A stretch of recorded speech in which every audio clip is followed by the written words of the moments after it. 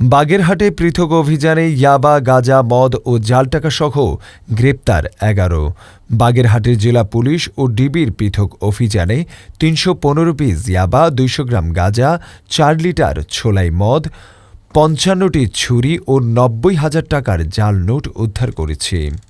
এ ঘটনায় মাদক ও বিভিন্ন অপরাধে জড়িত থাকার অভিযোগে ৮ জন এবং জাল টাকা ও প্রতারণার ঘটনায় ৩ জন সহ মোট ১১ জনকে গ্রেপ্তার করা হয়েছে। বুধবার বাগেরহাট সদর উপজেলার নগরবাজার এলাকায় অভিযান চালিয়ে ৮ জনকে গ্রেপ্তার করে পুলিশ।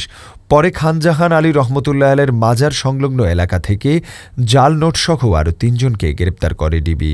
পুলিশ জানিয়েছেন, জাল টাকা তৈরির পাশাপাশি অনলাইন প্রতারণার সঙ্গে জড়িতদের বিরুদ্ধেও অভিযান অব্যাহত রয়েছে।